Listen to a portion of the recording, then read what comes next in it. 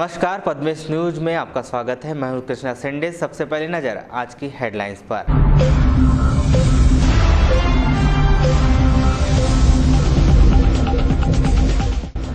समय पर बीज नहीं मिलने से किसान हो रहे हैं परेशान। 12 बजे तक नहीं खुला वाराणसी का कृषि कार्यालय।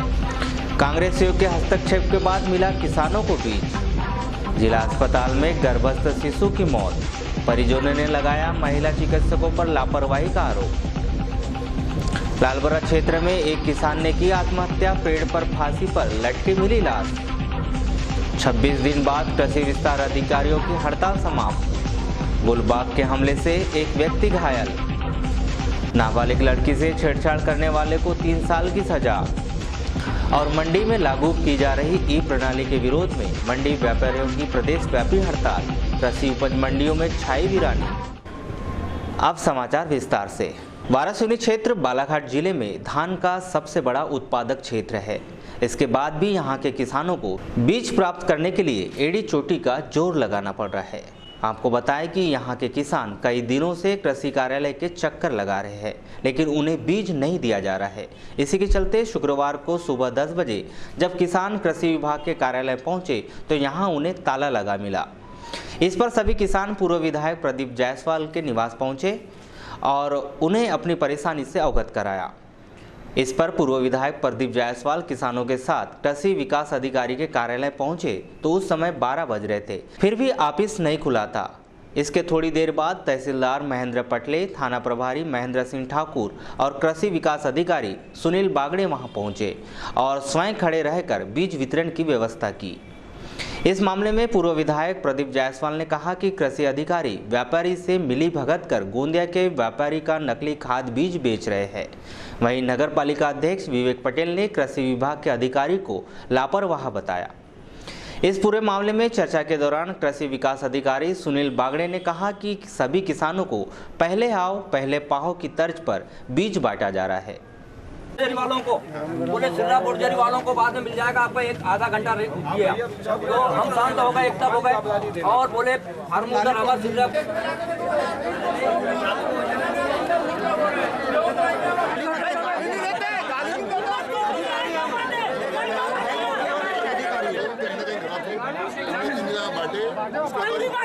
तुम्हारी मनसा खराब हुई, तुम्हारी नीयत खराब हुई करके तुम्हें बस हाथ खड़े करना जिन्हें कल मानने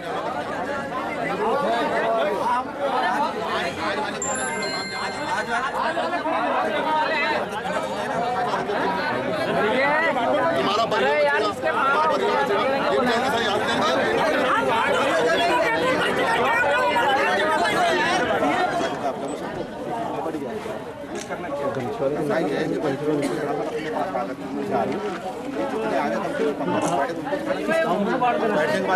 आज का आज 9 बजे का 9 बजे का सब ये चाह रहे हैं जितने लोग हैं मजबूर में कहा जाए व्यापारी वहाँ महंगा दाम तो नियम से बात होगा क्या? हार्मोन का टाइम खत्म है। अरे सर काम में टाइम खराब कर रहे हैं। व्यवस्था के लिए तो कोई नहीं है सर, कोई नहीं फॉर्मेलिटी करते हैं। आज इतने सारे किसान दिनेश अनवर यहाँ पर किस लिए आए हैं? किसान धान बीज के लिए आए हैं। धान बीज के लिए। तो कितने दिन से आप घूम रहे हो धान बीज के लिए? 3-4 दिन से घूम रहे हैं। 3-4 दिन से घूम रहे हो। तो क्या बोलते हैं अधिकारी लोग? आज देंगे कल देंगे, बस यही बोलते जा रहे हैं, बीज मिल नहीं पा रहे हैं। तो उससे किसानों को क्या नुकसान होगा? किसान की अब क्या खेती का काम आ गया, बीज टाइम पे मिलेगा तो ठीक है, नहीं मिलेगा तो कहाँ किसान बोलेगा? बीज मिलेगा तो ठीक है, इसलिए किसान घूम रहा है। तो ये रोज के रोज परेशानी पड़ रही है किसानों को। रोज आ रहे हो आप लोग लेकिन नहीं दे रहे? क्या बोलते हैं अधिकारी वर्ग? देंगे बोलते बस। कब देंगे? बस वही तो देंगे बोलते हैं। और गुजरेगी उसके बाद बारिश गुजरेगी उसके बाद मिलता है क्या मालूम? आधे किसान को देते हैं, देते हैं 20-25 लोगों को देते हैं, फिर बंद कर देते हैं। अच्छा, तो यहाँ पर किस लिए आए आप लोग? बीज के लिए आया हूँ। बीज के लिए? हाँ, रात में पता चला कि बीज बट रहा है। हम अंदर गांव के रहने वाले यहाँ आए थे पहले, अभी नहीं हाँ। तो रात में पता चला बीज मिल रहा है तो हम भी आए। आते यहाँ 12 बजे ताला ही बंद है। कल कोई त्रिपाठी कहते हैं जिले का अधिकारी, उसने किसानों को धक्का मारा, भाग जाओ साले, बोले यहाँ बीज नहीं मिलता, किसान मित्रों के पास मिलेगा बोला उसने। है ना। किसान मित्र कौन गांव में है पता ही नहीं, हमारे गांव में तो कोई किसान मित्र नहीं, पंचायत में एक हाथ होगा। तो वो भी पिछले बार दिया था, कहते हैं किसान मित्र से 50 रुपये एक कट्टे बोरी, 3 किलो में 50 किलो किसानों से मांगा, उसने किराया लगता है ना। जय कुमार रांगडाले कोस्ते का रहवासी हूँ। कितनी एकड़ खेती है आपकी? मेरी खेती है 25 एकड़। अभी आपको यहाँ पर बीज नहीं मिल रहा है? नहीं मिल रहा है। क्या बोलते हैं अधिकारी?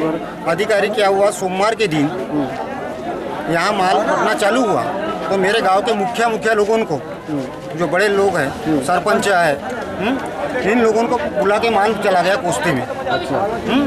फिर हमको मालूम हुआ तो हम किसान मित्र के पास में गए, तो किसान मित्रों ने बोला फार्म के 10-10 रुपया लो, फार्म मैं भर देता हूँ, उनको माल मिलेगा। यहाँ आए तो बोले कि कोस्ते वाले का कोटा खत्म हो गया, माल चला गया। तो हम वापिस चला गया। तो फिर जो फार्म लगे हुए थे तो फिर शाम के समय 5 बजे के बाद में चालू किए तो 8 बजे रात तक। तो हमको मालूम हुआ तो फिर हम कल सवेरे आए। यानी किसानों को जानकारी नहीं देते और ये अंदर ही अंदर दे देते हैं। अच्छा, किसानों को तो फिर हम कल आए तो कल हमको बोले कि 11 बजे देंगे पुराने वाले को। तो हमारा किसान मित्र नहीं आ रहा है बुला के।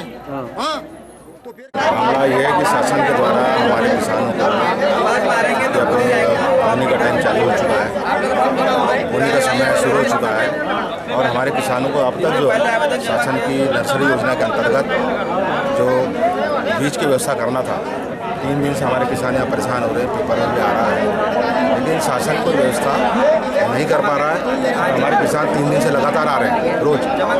इस प्रकार से उनका एक बुआई का समय खराब हो रहा है और शासन का जो हमारे अधिकारी हैं उनका नज़रिया, उनका नियत इसमें ठीक नहीं। वो लोग यही चाह रहे हैं कि यहाँ किसान आगे थक जाएँ, उनका समय खराब हो जाए और फिर मजबूर होकर वो व्यापारी का जाके महीने के आम बीज करके अपनी खेती करा।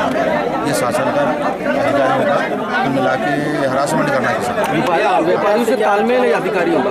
मैंने डिप्टी डायरेक्टर से बात किया, एसडीएम साहब से बात किया, पुलिस से बात किया, सबको मैंने बुलाया कि यहाँ जितने लोग को बुलाया गया, जितने लोग को कल बुलाया गया था, आज बुलाया गया था, उनको सबको बीज की व्यवस्था की जाए। और उसके बाद अगर शासन चाहता है गाँव जाकर वितरण करना है तो वो वितरण की व्यवस्था मुझे मालूम है कि बुआई का समय खत्म हो जाएगा, उसके बाद गाँव में तब तक व्यापारियों को बीज बिक चुका होगा। ये शासन भी पूरा व्यापारी से मिला हुआ है। हमारे जितने बीज उत्पादक हैं, नकली खाद बीज वाले जितने पूरे जिले में जाल बिछा हुआ नकली खाद बीज, और हमारे अधिकारी खासकर राजेश त्रिपाठी जो डिप्टी डायरेक्टर है, ये भी हमारे पूरे व्यापारियों के साथ पूरी विधि बदल है। ये किसानों को लूट रहे हैं व्यापारियों के साथ, और पूरा इनका माया जाल है जो किसानों को जो है बार बार बोलते हैं किसान के चक्कर लगा रहा है, अपने काम में छोड़ के आ रहा है यहाँ। अभी हम कार्यालय में बैठे थे गुड्डे के साथ, किसान लोग आए कि भैया 3 दिन से घूम रहे हैं, हमको भटकाया जा रहा है। किसानों के कहने पर गुड्डा भैया हम यहाँ पहुँचे, यहाँ 12 बजने में भी ऑफिस बंद था। जो सरकारी ऑफिस 10:30 बजे खुल जाता है, 12 बजे तक बंद था। हमारे यहाँ पहुँचने पर ऑफिस भी खुला। हमारे गुड्डा भैया ने एसडीएम को फोन लगाया, डिप्टी को फोन लगाया, टीआई को फोन लगाया, तीनों यहाँ उपस्थित हुए। और जो 3 दिन से किसान परेशान था, वो हमारे यहाँ पहुँचने पर, हमारे द्वारा दबाव बनाए जाने पर आज पूरे किसानों को, पूरे 6 किसानों को यहाँ ध्यान मिल रहा है, बिजाई मिल रही है, और जो नए फार्म आए उनको भी ध्यान मिलेगा। जब तक हमारे क्षेत्र के किसानों को बिजाई नहीं मिलेगी तब तक गुड्डा भैया, हम और हमारी कांग्रेस पार्टी किसान युद्ध में खड़ी रहेगी। और यही कांग्रेस हमारे दबाव से, गुड्डा भैया और हमारे दबाव से आज क्षेत्र के किसानों को यहाँ बिजाई मिल रही है। आज पूरा प्रशासन, तहसीलदार, टीआई सब खड़े, इनका स्टाफ नहीं था। अभी हम नगरपालिका 10 आदमी बुलाए कि नगर के आदमी आए, पर किसानों तक ना। आज जो कांगड़ा किसान आया है वो यहाँ शासन के शासकीय विजय घर ले जाए, व्यापारी बात से महंगे दाम पर ना ले जाए। सुनील कुमार बांगड़े। किस पद पर है सर? मैं वरिष्ठ कृषि विकास अधिकारी हूँ। हाँ। सर, यहाँ पर जो किसानों का जो अभी पूरा समूह आया है और मतलब वो बहुत उत्तेजित है, आक्रोशित है, किस मामले को लेकर है? ये एक्चुअल में पिछले पिछले महीने की 28 तारीख से हमारे ग्रामीण कृषि विस्तार अधिकारी और किसान मित्र दोनों हड़ताल में चले गए थे। तो इस अनिश्चितकालीन हड़ताल में थी, तो हमने यहाँ के किसानों की सुविधा को दृष्टिगत रखते हुए कार्यालय से पिछले 3 दिनों से बीज बांटने का कार्यक्रम चालू किया गया। ये बीज बांटने का कार्यक्रम जब लोग हमारे ग्रामीण कृषि अधिकारी लोग रहते थे तो ये फील्ड के माध्यम से किया जाता था। अब 1 या 2 लोगों का स्टाफ होने के बाद एक फील्ड में होना पॉसिबल नहीं था, तो हमने कार्यालय से यहाँ के किसानों की सुविधा को देखते हुए कार्यालय से कि उनको प्रॉपर समय में, सही समय में बीज मिल जाए, तो कार्यालय से चालू कर दिया था बीज का वितरण। मैं यहाँ की मतलब कुछ सोसाइटियों में घूमा था, वहाँ पे कुछ किसान लोग मेरे को मिले थे तो उनको मैंने बताया था, और कुछ गांव में मैंने कोटवारों के माध्यम से मुनादी भी करवाई थी कि कार्यालय में बीज का भंडारण किया गया है, जो हमारे ग्राम सेवक और किसान मित्र हड़ताल में होने के कारण कार्यालय से ही वितरण किया जाएगा। सर अभी अपना निर्धारण कितना है, यानी क्या माप है एकड़ पीछे किसान का? एकड़ पीछे नहीं, ये हमारे पास में 2 टाइप का बीज आया है। एक बीजग्राम स्कीम का बीज है और दूसरा हाइब्रिड कंपोजिट नर्सरी का बीज है। कंपोजिट नर्सरी में होता ऐसा है कि एक किसान को हम 30 किलो बीज देते हैं, वो किसान अपने खेत में नर्सरी लगाए और उस नर्सरी को अपने आजू बाजू के, अगर उसका रकबा अगर 6 हेक्टेयर नहीं है, वो 30 किलो बीज जो होता है वो 6 हेक्टेयर के लिए होता है। जब वो रोपा वितरण करेगा तो 6 हेक्टेयर में जाएगा। तो उसके पास अगर इतनी ज़मीन नहीं होती है तो वो आजू बाजू किसानों को भी वो रोपा वितरण करता है। लेकिन जिसके पास में पर्याप्त भूमि इवन 25 एकड़ तक है तो उसको भी 30 एकड़ देने हैं आप? हाँ, 30 किलो। क्योंकि हम सरकार की योजनाओं का लाभ तो है कि आधे से ज़्यादा किसानों को मिले। तो अगर उसके पास में 15 एकड़ ज़मीन है तो हम पूरा बीज 30 एकड़ के लिए उसको दे नहीं सकते हैं, तो हम उसको 30 किलो ही देंगे। बाकी का बीज वो अपने कहीं से मैनेज कर लें, सोसाइटी से मैनेज कर लें या फिर प्राइवेट दुकान है। जिला अस्पताल के ट्रामा सेंटर में शुक्रवार को उस वक्त हंगामा मच गया जब ऑपरेशन के दौरान एक गर्भवती महिला के गर्भ में पल रहे बच्चे की मौत हो गई। प्राप्त जानकारी के अनुसार ग्राम नैत्रा निवासी कमलेश लिल्लारे ने अपनी पत्नी ज्योति लिल्लारे को प्रसव पीड़ा होने पर 3 दिन पूर्व जिला अस्पताल के ट्रामा सेंटर में भर्ती कराया था। महिला चिकित्सकों द्वारा रोजाना ही गर्भवती महिला की तरह तरह की जांच की गई। ऑपरेशन के 1 घंटा पूर्व चिकित्सकों ने बच्चे के स्वस्थ होने की जानकारी दी, लेकिन जब महिला को ऑपरेशन के लिए ले जाया गया तो महिला चिकित्सकों ने बच्चे की मौत गर्भ में हो जाने की जानकारी दी, जिसको लेकर जिला अस्पताल में हंगामा मच गया।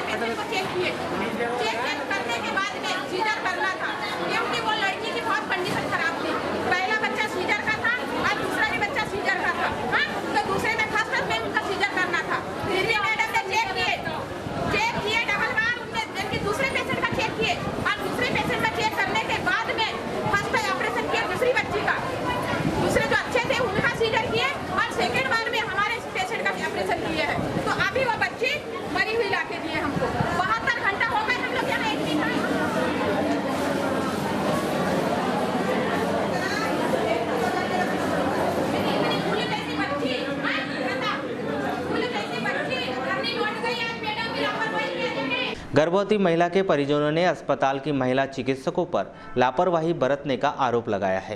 देखिए जी, हम परसों के दिन आए यहाँ 2 बजे एडमिट होने आए तो हमने नीचे पर्ची बना के हम यहाँ आए। आशा कार्यकर्ता नहीं आई थी हमारे साथ, आशा कार्यकर्ता नहीं आई थी तो हमने उनको फोन लगा के बुलाए। मैडम आई 3 बजे, उनके आते तक हमने ब्लड टेस्ट और भर्ती करा दिए थे।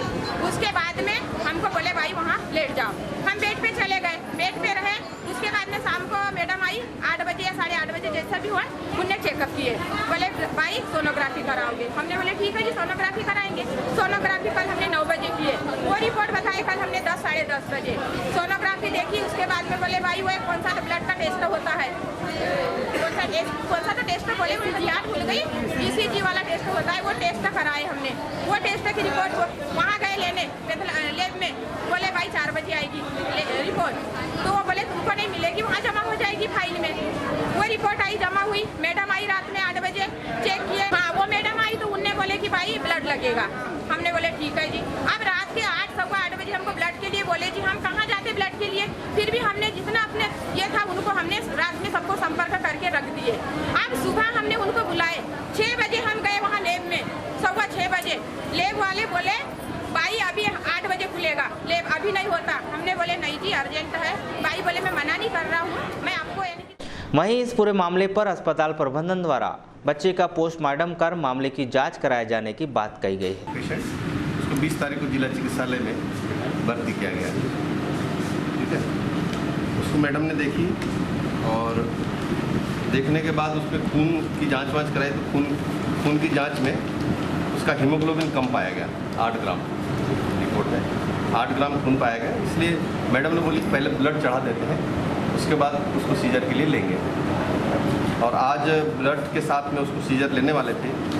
इसी बीच में सीजर लिए जब सीजर में बच्चे के जो है मृत बच्चा निकला, धड़कनें नहीं मिली और जांच करने पे धड़कनें नहीं मिली तो उनको बताया कि बच्चे की धड़कन नहीं चल रही है। बता दिया गया है बच्चे की धड़कन नहीं चल रही है, सब बता दिया। उसके ऊपर जांच बिठाई जाएगी। पुलिस को सूचना भी दे दी है कि भाई अगर चाहे वो तो बच्चा किन परिस्थितियों में किन कारणों से मरा है उसका पोस्टमार्टम हो जाएगा बच्चे का और जांच भी हो जाएगी, विभागीय जांच हो जाएगी, विभागीय जांच बैठाएंगे। अगर वो लिखित में शिकायत देते हैं तो वो फाइल के हिसाब से और पूरा A to Z उसकी जांच हो जाएगी। भर्ती से लेकर के किन परिस्थितियों में बच्चा मरा क्या हुआ उसकी जांच चिकित्सकों के दल के द्वारा, चिकित्सक विशेषज्ञ लोगों का दल बनाकर उसकी जाँच करें। लालबर्रा क्षेत्र के ग्राम बिठली निवासी किसान उदयलाल पंजेश्वर ने फांसी लगाकर आत्महत्या कर ली।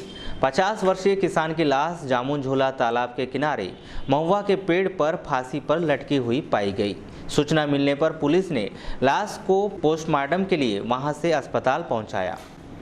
बताया गया है कि उदयलाल गुरुवार को 9 बजे दूध लेकर कटंगटोला डेयरी गया था लेकिन वापस नहीं लौटा। ग्रामीणों ने उसकी लाश पेड़ पर झूलती हुई देखी। ये बिटली नामक स्थान है इसी इलाके का, उस जगह का है। राम किशोर पिता उम्र लगभग 50 साल।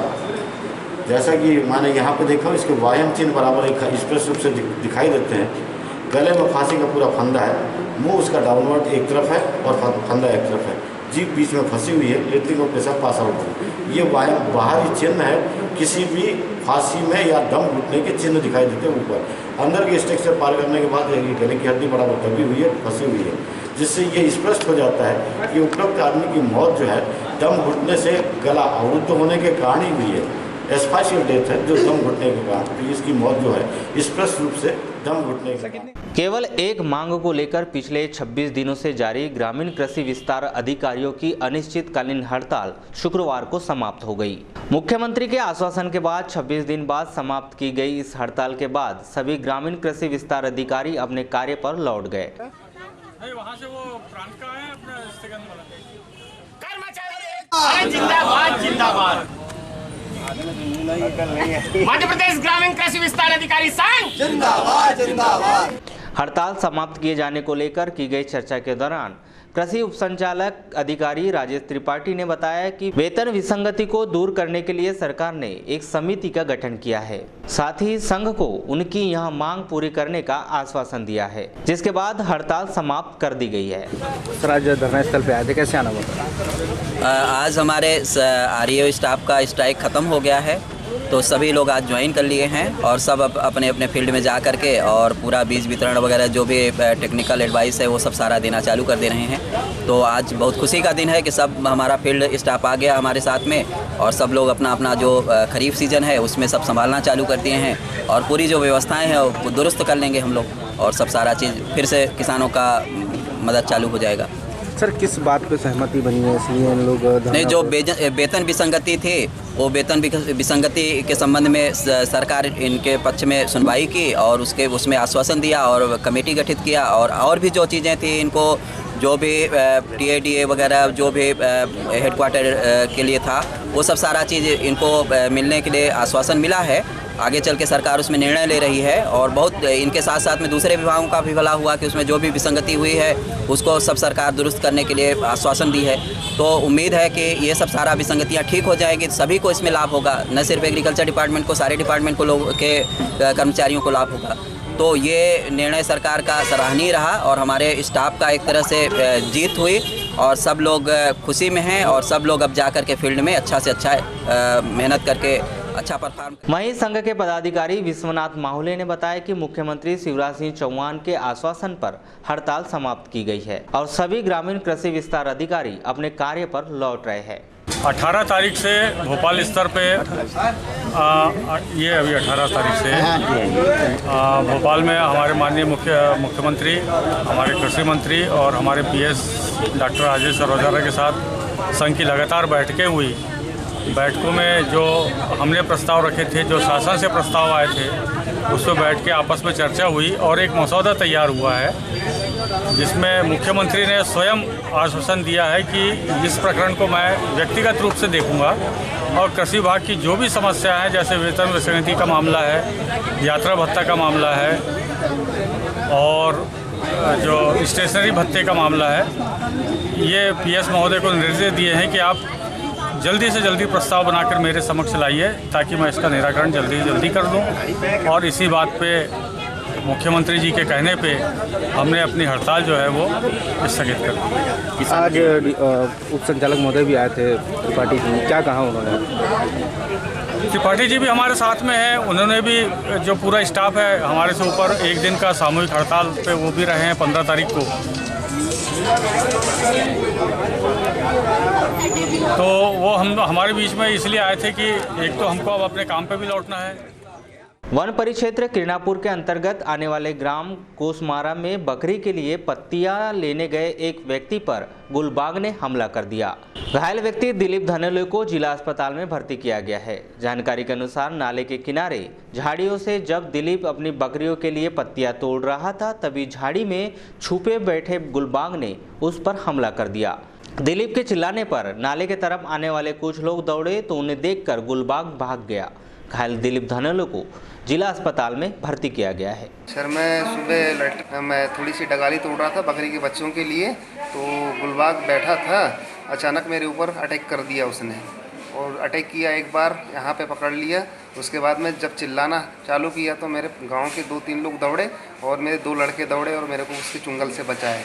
अचानक उछाल मार करके बाजू हो गया। फिर कहाँ गए थे आप? मैं नाले की तरफ गया था, जंगल में।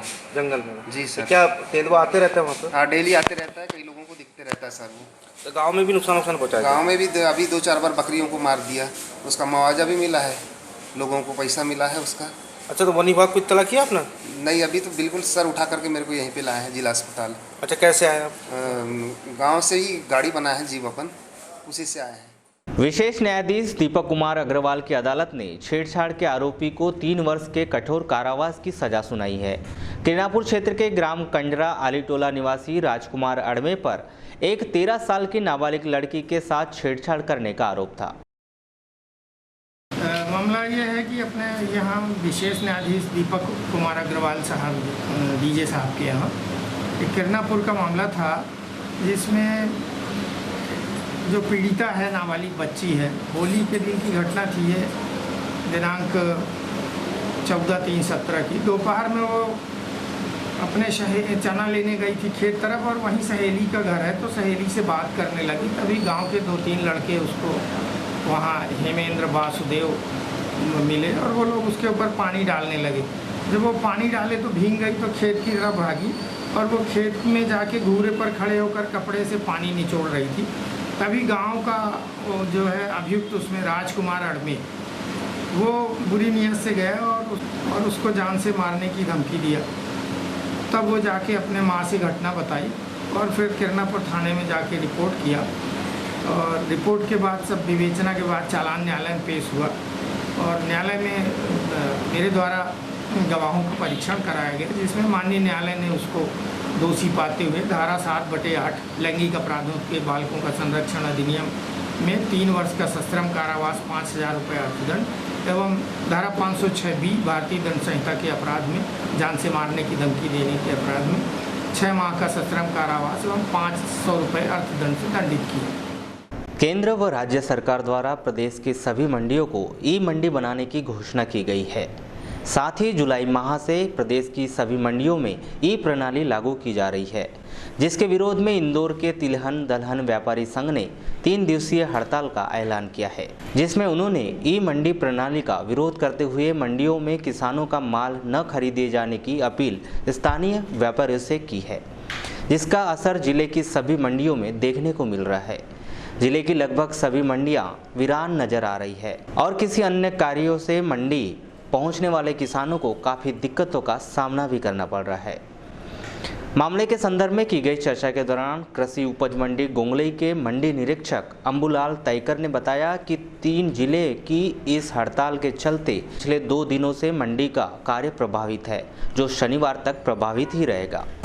यहाँ पर व्यापारी वर्ग में जो व्यापारी सदस्य है, व्यापारी संघ है, इन्होंने प्रदेशव्यापी मतलब क्या इंदौर के दलहन तिलहन संघ के व्यापारी द्वारा प्रदेश में 21, 22 और 23 तारीख तक 3 दिन के लिए बंद का आह्वान किया।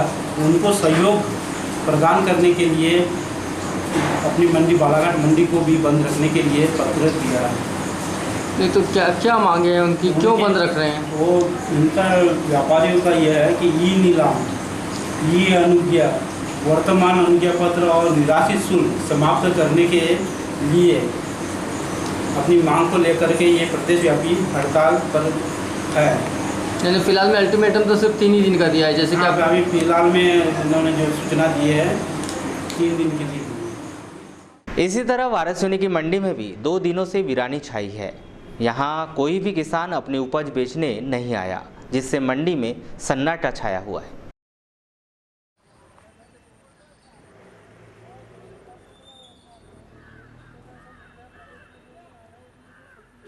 पूरा परिचय? मेरा नाम कुंवर साय, मंडी सचिव वाराणसी। सर मंडी में धान खरीदी क्यों? मंडी का धान खरीदी इसलिए बंद है कि व्यापारियों ने दिनांक 21 जून 2018 से 23 जून 2018 तक कुछ मांग किए हैं, इस कारण से बंद है। सर मंडी प्रशासन द्वारा खरीदी नहीं की जाती, शिक्षु व्यापारी द्वारा की जाती है? मंडी प्रशासन द्वारा तो खरीदी नहीं की जाती है, व्यापारी द्वारा यहाँ नीलामी में भाग लेते हैं, कार्यालय चालू है। तो किस मांग को लेकर उन लोगों ने ये बंद रखना चाहिए? उनका ये मांग है कि ई नीलाम, ई अनुज्ञा, वर्तमान अनुज्ञा पत्र निराशित कर समाप्त करो, मंडी अनुबंध पत्र पर किसानों को रुपए 2 लाख तक आयकर कानून में छूट का प्रावधान करो और सरकार का ध्यान दिलाने के लिए विरोध स्वरूप प्रदेश का व्यापार बंद किए हैं। तो ये जो अनुज्ञा जो मांग कर रहे हैं ये है क्या? ये ई अनुज्ञा है, ये ऑनलाइन अनुज्ञा पत्र है, पूरा ऑनलाइन किया जा रहा है। सर ऑनलाइन खरीदी होगी सर, इस अगर लागू? नहीं, ये तो अपन ऑनलाइन अनुज्ञा पत्र, जैसे अभी अपन लोग ऑफलाइन अनुज्ञा देते थे उन लोगों को, तो वो अनुज्ञा जो है 1 जुलाई से उसको ऑनलाइन अनुज्ञा पत्र दिया जाए। इससे किस तरह से खरीदी होगी सर? नहीं, ये तो ट्रांसपोर्टिंग के लिए है। ट्रांसपोर्टिंग, हाँ। और सर मंडी में सर अव्यवस्था से गंदगी है और कि पानी की पीने की व्यवस्था नहीं है किसानों की, और शौचालय नहीं है, ये समस्या है वो दिनों सर, इसमें क्या प्रयास होगा? ये लगभग हमारे पास पर्याप्त व्यवस्था है। किरणापुर क्षेत्र में गुरुवार को 3 अलग अलग घटनाओं में 3 लोगों की मौत हो गई। क्षेत्र के ग्राम नक्सी में आसमानी बिजली गिरने से एक किसान रामचंद पाचे की खेत में ही मौत हो गई। वहीं गुरुवार को आंधी तूफान के दौरान पेड़ की शाखा एक युवक पर गिरने से एक युवक भूपेंद्र बिसेन की मौत हो गई। इसी तरह तेज आंधी तूफान के दौरान ग्राम ककोड़ी में एक मकान की दीवार गिरने से एक महिला सुनकीबाई मानकर की दीवार में दबकर मौत हो गई। शुक्रवार को जिला पंचायत बालाघाट में शिक्षा स्थायी समिति की एक अहम बैठक का आयोजन किया गया, जिसमें शिक्षा विभाग से जुड़े वरिष्ठ अधिकारियों सहित जिला पंचायत के सदस्यों ने जिले की शिक्षण व्यवस्था, जर्जर स्कूलों की मरम्मत, जाति प्रमाण पत्र, पाठ्य पुस्तकों व साइकिलों का वितरण सहित शिक्षा विभाग से जुड़े कई अहम मुद्दों पर चर्चा की गई। बैठक में प्रमुख बिंदुओं में से जिले के 120 जर्जर स्कूलों की मरम्मत और पिछले 2 वर्षों से जाति प्रमाण पत्र बनाने में आ रही विभिन्न दिक्कतों का मुद्दा सुर्खियों में बना रहा। ये पाया कि पिछले सालों से एक तो जाति प्रमाण पत्र बना के स्कूल भेजते हैं, वो भी प्रॉपर तरीके से दिया भी गया है, लेकिन क्या वो कई बच्चों की और कुछ जगहों आयोजित इस बैठक के संदर्भ में की गई चर्चा के दौरान सभापति श्रीमती अनुपमा नेताम ने अपने विचार कुछ इस प्रकार व्यक्त करे। आयोजित की गई है, क्या क्या एजेंडे थे इस पे? अभी जो प्रवेशी बच्चे हैं उन लोगों के एडमिशन के विषय में, और अभी पाठ्य पुस्तक वितरण के विषय में, साइकिल वितरण, और बाकी जो गणवेश है, और अभी जो असंगठित मजदूर के बच्चों को जो क्लास 1 से जिन लोगों का जिस प्रकार से हमारी सरकार ने कहा है उसके विषय में सभी चर्चाएं इस एजेंडे पर लिया गया। जो प्राथमिक शाला भवन है, माध्यमिक शाला भवन है, जो जीर्ण शीर्ण भवन है, उन लोगों के रिपेयर के लिए, और जो यहाँ पर भवन विहीन है उनके लिए नए शाला के लिए प्रस्ताव लिया गया। ऐसे कितने प्रस्ताव लिए गए? इसमें पूरे ज़िले से लिया गया है। इसमें कम से कम मुझे लगता है 120 शाला ऐसे हैं जहाँ पर जीर्ण शीर्ण भवन है पूरे ज़िले में। मैम कितने स्कूलों का अभी तक अच्छा रिजल्ट खराब रहा, उसकी जानकारी आपने दी? उसके विषय में तो बात नहीं, हाँ उसके विषय में भी चर्चा हुई कि उनको कैसे उनको भी आगे लाया जाए, क्योंकि अभी विगत 2003 से अच्छा रिजल्ट रहा है, पर बीच में थोड़ा सा रिजल्ट खराब रहा है। उस पर भी चर्चा हुई कि उसको भी कैसे साथ में लाया जाए, जिले का रिजल्ट को बढ़ाया जाए। वहीं जिला पंचायत सदस्य विजय कुमार बिसेन ने जर्जर स्कूल और जाति प्रमाण पत्र में की गई गड़बड़ियों का सुधार न होने पर आंदोलन किए जाने की चेतावनी दी। सर आज आपने जाति प्रमाण पत्र वाला मुद्दा उठाया शिक्षा समिति की बैठक में, और अपना जर्जर भवन स्कूल वाला मुद्दा उठाया, क्या मामला थे? जर्जर भवन की स्कूल की तो ऐसी हालत हो गई कि वहाँ बच्चे बैठ के पढ़ाई तक नहीं कर पाते। कुछ जगह तो ऐसी है जहाँ पे छत भी नहीं है और वो शेड लगा हुआ है, लेकिन वो भी टपकता रहता है। वहाँ पे बैठक व्यवस्था ठीक प्रकार से नहीं हो पा रही है, इसलिए हमने मांग की है कि उस बिल्डिंग का जीर्णोद्धार हो, ठीक तरीके से उसको मरम्मत हो जाए, ताकि वहाँ पे बच्चे बैठ के अपना पढ़ाई लिखाई ठीक से कर पाएँ। तो हमेशा की तरह एक ही जवाब रहा कि इस फंड अवेलेबल नहीं होने के कारण अभी कुछ भी नहीं हो पा रहा है। दूसरी बात आपने पूछा मुझसे कि जाति प्रमाण पत्र पिछले 2 वर्ष से जाति प्रमाण पत्र बनाए गए हैं, लेकिन उसमें पूरे ज़िले में अधिकांश स्कूलों में जाति प्रमाणों का वितरण किया गया, जिसमें बहुत सारी त्रुटियां पाई गई। त्रुटियां में ऐसा है कि कुछ छात्रों के कास्ट अलग कर दिया गया है, कुछ का सरनेम बिगड़ गया है, कुछ का कुछ हो गया है, लेकिन उसको उस स्कूल को वापस किया गया। तो उस स्कूल के द्वारा अभी तक उन्हें वापस नहीं किया गया, बना के तुरंत उसको नहीं दिया गया है। तो क्या सर आप जो अधिकारी ने जवाब दिया है उससे संतुष्ट है आप? अधिकारी को हमने पिछले 2 बार से कंप्लेंट करते हुए आ रहे हैं, लेकिन इसके ऊपर कार्रवाई नहीं हुई। लेकिन इस बार फिर से आश्वासन दिया गया है, इस पर कार्रवाई की जाएगी। उम्मीद है आपको? अब देखते हैं, उम्मीद नहीं होगी तो फिर आपको बताएंगे हम। आंदोलन करेंगे मतलब? बिल्कुल आंदोलन करेंगे। उत्कृष्ट विद्यालय में कक्षा 9वीं से 12वीं तक अंग्रेजी माध्यम की पढ़ाई कराए जाने को लेकर छात्र छात्राओं का धरना प्रदर्शन शुक्रवार को भी जारी रहा। अंग्रेजी माध्यम से कक्षा 8वीं उत्तीर्ण कर विद्यार्थी अब कक्षा 9वीं से 12वीं तक अंग्रेजी माध्यम में पढ़ाई करना चाहते हैं, लेकिन शासन द्वारा कक्षा 8वीं के बाद अंग्रेजी माध्यम से पढ़ाई कराए जाने का कोई निर्देश उत्कृष्ट विद्यालय को प्राप्त नहीं हुए हैं, जिसके चलते अप्रैल माह से विद्यालय के छात्र छात्राएं व उनके अभिभावक शासकीय कार्यालयों के चक्कर काट रहे हैं, लेकिन उनकी इस समस्या का अभी तक कोई समाधान नहीं निकल पाया है, जिसको लेकर अब विद्यार्थियों व उनके अभिभावक ने भूख हड़ताल कर उग्र प्रदर्शन करने की योजना बनाई है। मामले के संदर्भ में की गई चर्चा के दौरान अभिभावक अजमत खान ने बताया कि उत्कृष्ट विद्यालय में कक्षा 9वीं से कक्षा 12वीं तक अंग्रेजी माध्यम में पढ़ाई कराए जाने को लेकर जनप्रतिनिधियों, कलेक्टर, मंत्रियों सहित शिक्षा आयुक्त तक बात हो चुकी है, लेकिन शासन द्वारा अभी तक इस दिशा में कोई प्रयास नहीं किया गया है। मेरा नाम अजमत खान है। खान साहब कब से परेशान हो रहे हैं आप बच्चों के एडमिशन को लेकर? हमारे जो बच्चे थे वो 6वीं क्लास से हमने एडमिशन कराया था, जब यहाँ गवर्नमेंट ने बहुत अच्छा काम करी थी। 6वीं से 8वीं तक के इंग्लिश मीडियम पढ़ाया था, हम प्राइवेट में पढ़ा रहे थे 5वीं तक। उसके बाद हमको जब पता चला इंग्लिश मीडियम हो गया तो हमने पढ़ाए बच्चों को यहाँ एडमिशन कराया। बहुत अच्छा एजुकेशन, सब कुछ अच्छा चल रहा था, बहुत अच्छा काम हुआ।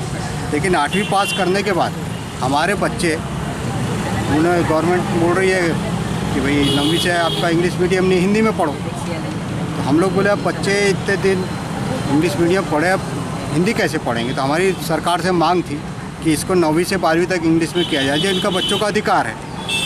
उसके लिए हम अप्रैल से, जब से हमको एडमिशन के लिए मना किया गया, जब से हम अप्रैल से संघर्ष कर रहे हैं। तो एडमिशन है बच्चों का? नहीं, अभी कोई एडमिशन नहीं है। उन्होंने एक फॉर्म जरूर हमसे ले लिया है कि अगर सरकार आदेश देगी ये 9वीं से अपग्रेड करने का इंग्लिश मीडियम तो आपका एडमिशन हो जाएगा, क्योंकि बच्चों ने इंट्रेंस एग्ज़ाम दिया है। इसके लिए स्पेशल एक इंट्रेंस एग्ज़ाम हुआ है एक्सीलेंस स्कूल के लिए, तो हमारे बच्चे उसमें पास हैं। क्या लगता है आपको कि सरकार ही भ्रम फैला रही है? नहीं, भ्रम तो नहीं फैला रही, आदेश था, उन्होंने उसको अपग्रेड करना शायद भूल गए, चाहे अधिकारियों को कुछ गलती हो सकती है, पर क्या शासन स्तर पर दिक्कत हुई है हमको नहीं मालूम। अच्छा, हमारा अधिकार यह है कि हमको बच्चों को यहाँ पढ़ाना और यहीं पढ़ाएंगे। वहीं छात्रा श्रेया लिल्लारे ने बताया कि अभी तक वे अंग्रेजी माध्यम से पढ़े हैं, लेकिन स्कूल द्वारा उन्हें हिंदी माध्यम से प्रवेश लेने को कहा जा रहा है। क्या नाम है बेटा? सिया लिल्लारे।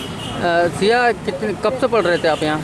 हम 6 से पढ़े, 6 से इंग्लिश 8 में? तक इंग्लिश में पढ़े। जैसे अभी आपके जो प्रचार है उनका कहना ये है कि अगर बच्चे हिंदी मीडियम में पढ़ना चाहे तो हम पढ़ा सकते हैं, तो आप हिंदी मीडियम पढ़ना चाहोगे? नहीं पढ़ना। अच्छा, इंग्लिश में ही पढ़ना है। हाँ। क्या परेशानी आएगी जैसे अगर आप हिंदी पढ़? हम हिंदी मीडियम में पढ़ेंगे तो हम उतना समझ नहीं पाते, हमको हिंदी उतने अच्छे से नहीं बनती पढ़ते। हम यहाँ पे आए तो हमने सोचा कि गवर्नमेंट स्कूल में पढ़ाई हो रही है तो हम और अच्छे नंबर भी ला सकते हैं और मतलब पापा शुरू को से तो इंग्लिश मीडियम रहेगा तो? हाँ। तो अभी इन लोग कुछ नहीं कर रहे हैं क्या? नहीं। तो अभी आप रोज बैग वैग लेके आते हो, ड्रेस में दिखते हो, यहाँ पे धरना पसंद करते हो, तो क्या मनसा को लेके करते हो?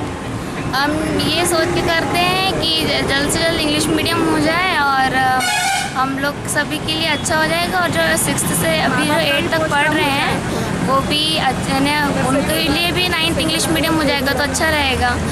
वहीं अभिभावक श्रीमती अनामिका बिसेन ने कहा कि मुख्यमंत्री शिवराज सिंह चौहान और मंत्री गौरीशंकर बिसेन ने बच्चों की इस मांग को पूरा किए जाने का आश्वासन दिया था, लेकिन उनका आश्वासन महज आश्वासन ही बनकर रह गया है। क्या परेशानी बेटा है ये 6 से पढ़ रहा है यहाँ पे। अब हमारी आर्थिक स्थिति इतनी अच्छी नहीं है कि हम इनको प्राइवेट स्कूल में पढ़ा सके, हैं? तो यही कारण से हम लोग ने यहाँ पे डाले थे और उनका कई प्रकार की यहाँ पे परीक्षाएं होती है, उनका लाभ मिल जाएगा इन लोग को और प्राइवेट स्कूल में वो लाभ नहीं मिलता। तो यहाँ पे कई सुविधा है इसलिए हम लोग यहाँ पे डलवाए थे। अब वो सब लोग बोल रहे हैं कि नहीं होगा नहीं होगा।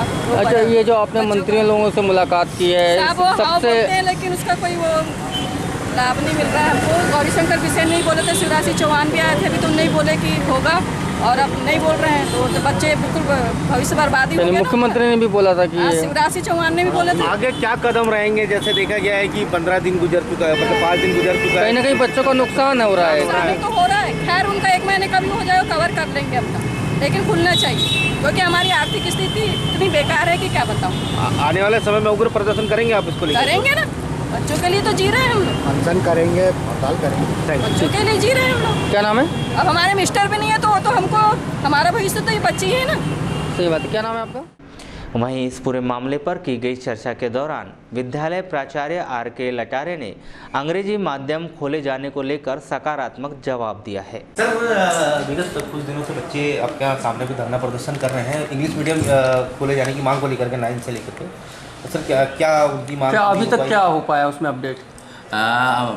ऐसे कोई मतलब लिखित या ऐसी कोई जानकारी तो नहीं आई है, कोई निर्देश नहीं आए हैं, किंतु मेरी मंत्री महोदय से आदरणीय गौरीशंकर जी बिसेन जी से चर्चा हुई थी और उन्होंने भी अपने प्रयास अपने स्तर से प्रयास किया हुआ है और जहाँ तक मुझे निर्देशित किया गया कि उन बच्चों को हम ये समझाइश दें कि ये प्रक्रिया में है, विद्यालय अंग्रेजी माध्यम का कक्षा 9वीं से संचालित किए जाना है, तो प्रक्रिया अभी उच्च स्तर पर प्रारंभ शायद हो चुकी होगी और कुछ दिनों में शायद हमें या किसी भी जिस विद्यालय को अंग्रेजी माध्यम का विद्यालय कक्षा 9वीं के लिए बनाना है उसको निर्देश प्राप्त हो जाएंगे। मतलब शीघ्र खुलेगा? हाँ, वैसे संभावना पूरी है। खुली मेरी चर्चा भी हुई है मंत्री महोदय से, तो उन्होंने भी प्रयास अपना किया है और उच्च स्तर से भी ऐसी जानकारी मिली है कि इस दिशा में प्रयास प्रारंभ हो गया है। मानसून के आगमन को देखते हुए पुलिस प्रशासन ने बाढ़ आपदा प्रबंधन की तैयारियां पूरी कर ली है, जिसका बजरंग घाट में शुक्रवार को डेमोन्स्ट्रेशन किया गया।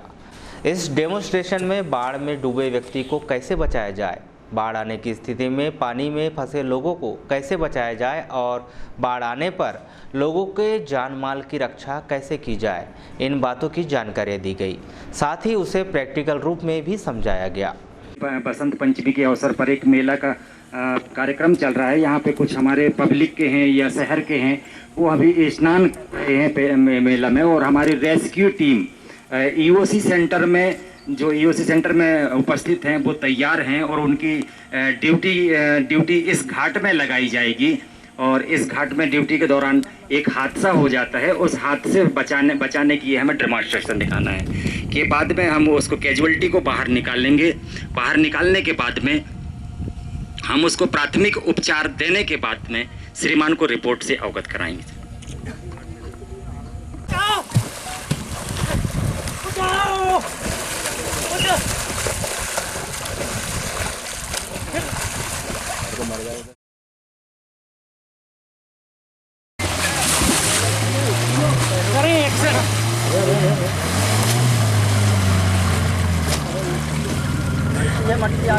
बड़ा अच्छा आदमी था, बहुत अच्छा आदमी था।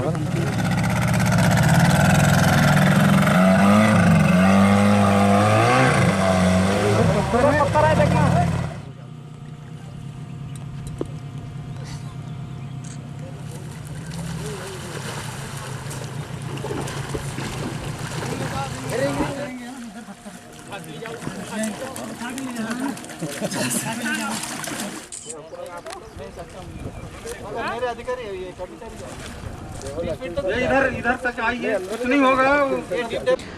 बाढ़ आपदा प्रबंधन के संदर्भ में की गई चर्चा के दौरान आईजी केपी खरे ने अपने विचार कुछ इस प्रकार व्यक्त किए। पूरे ज़िले में अभी वर्षा ऋतु चालू होने के संदर्भ में पुलिस विभाग द्वारा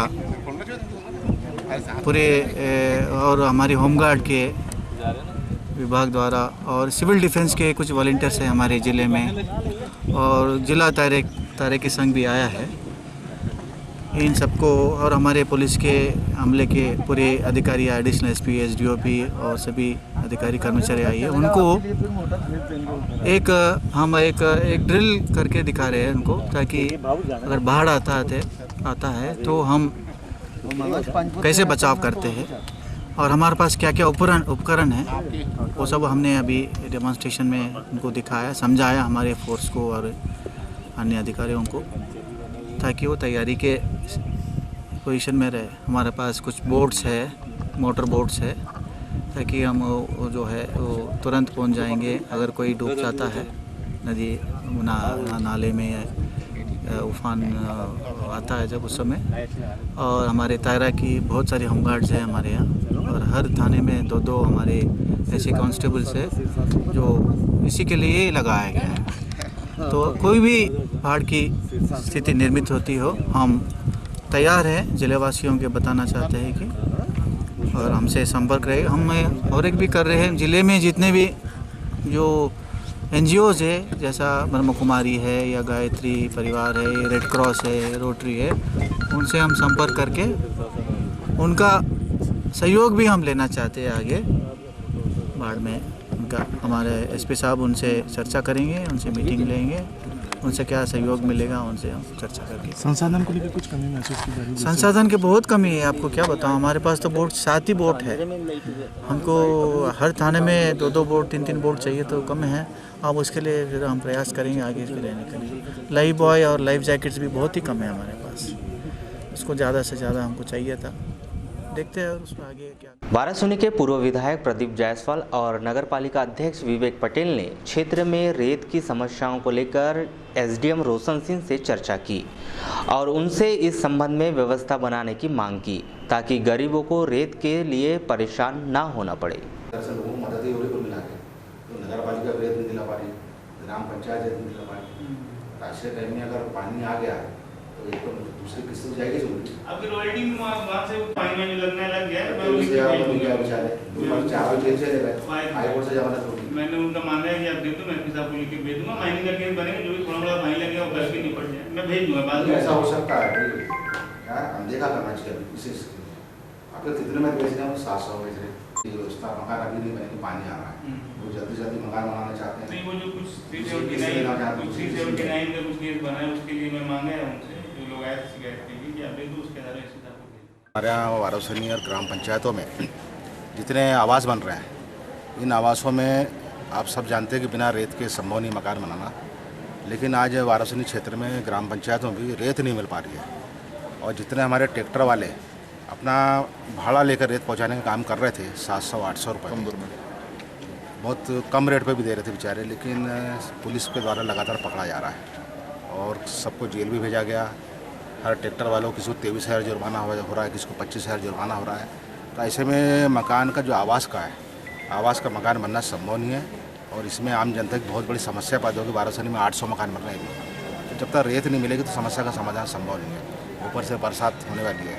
इस भीषण समस्या को लेकर हम एसडीएम से मिले थे कि आज प्रशासन रॉयल्टी भी नहीं दे रहा है नगर पालिका को, ग्राम पंचायतों को, और रेत अगर ट्रैक्टर लाता है मकान को देखते हुए तो उसको पकड़ा जाता है। तो आखिर मकान बनाने वाला क्या करे, नगर पालिका क्या करे, इसका समाधान के लिए हम आए थे। या तो आप ग्राम पंचायत नगर पालिका को रॉयल्टी दे दो आप, तो उस रॉयल्टी के माध्यम से नंबर 1 में रेत है। आपके पास रॉयल्टी नहीं है तो आप सहूलियत दो जनता को कि चलो रेत ला लो करके, तो वो सहूलियत भी नहीं दे रहे हो, तो ऐसे में मकान नहीं बनेगा, अधूरे मकान में जनता का नुकसान होगा और साथ ही उनको जो दूसरी किस्त मिलना है नगर पालिका के माध्यम से वो किस्त भी उनको नहीं मिल पा रही। वो इसलिए हम एसडीएम साहब से मिले थे आज। एसडीएम साहब ने क्या कहा सर? वो भी बेबस है कि मुख्यमंत्री ने घोषणा कर दी कि हम पंचायतों को रेत देती है, नगर पालिकाओं को देती है, सिर्फ मौखिक घोषणा है, लेकिन उसका पालन अभी तक नहीं हुआ है। और अब 15 तारीख से बरसात लग गई, मानसून चालू हो गया, अब तो ना पंचायत रेत ला सकती ना कोई व्यक्ति ला सकता है। ये घोषणा का सिर्फ जुमला रह गई, इसका लाभ जनता को नहीं मिला। उसमें माननीय अधिकारी की रिपोर्ट यहाँ के एसडीएम की रिपोर्ट जा चुकी थी, कुछ उसमें कुछ विसंगति थी, संशोधन करने में बताया हमने, उसमें काफ़ी लेट हो रहा है। क्योंकि शहर में 850 मकान बन रहे हैं और सब गरीब लोग बना रहे हैं, उनको सुविधा के लिए हमने पूरे चारों घाट शहर के फ्री कर दी थी कि हमारे शहरवासियों को रेत सस्ते मिले। जबकि आप देख रहे होंगे जब से आवास की योजना आई है, लोहा महंगा हो गया, 3200 का 5500 हो गया, ईटा महंगा हो गया। वैसे बेचारा हितग्राही बहुत दुखी था, उसको राहत देने के उद्देश्य से हमने पूरे फ्री कराए थे। और शहर में जो पहले 1700-1800 रेत मिलती थी, हमारे दबाव में कुछ दिन से 600-700 मिल रही थी। कुछ दिन से लोगों को देखा नहीं गया कि बेचारे शहरवासियों को गाँव सस्ती रेत क्यों मिल रही है। उसमें शिकायत करने पर 2 दिन पहले से पुलिस ने पकड़ना शुरू कर दी। उसी संबंध में गुड्डा साहब में एसडी मिलने आए थे। एसडी बोला कि उसमें मैं मानवीय आधार पर और कुछ बात करूँगा, तो देखते हैं आज 1 दिन में राहत नहीं मिलेगी तो शहर के जो हितग्राही जो मकान बना रहे हैं, क्योंकि उन्हें सेकंड किस्त देना है हमें, उनकी छज्जा हटा गई है और बारिश शुरू हो गई है, और जब तक वो दिखाएंगे नहीं कि हमारी छज्जा बन गई है, उसका क्योंकि फोटोग्राफ हो गए, उसके बाद उनकी सेकंड किस्त डलेगी। और हमने प्रयास करके भोपाल जाके हमने सेकंड किस्त ला ली है। और बहुत जल्दी नगरवासियों को शहर में जो 1 लाख मिलता है उसका सेकंड 1 लाख भी मिलने वाले हैं। इसलिए जरूरी है कि उनका काम रेत चलते रहे, उनको सेकंड हम दें तो रेत उन्हें आसानी से मिले, तो शहरवासियों को गाँववासियों को आसानी रेत मिले, इसलिए हम यहाँ पहुँचे थे। चलते चलते एक नज़र आज की हेडलाइंस पर एक बार फिर।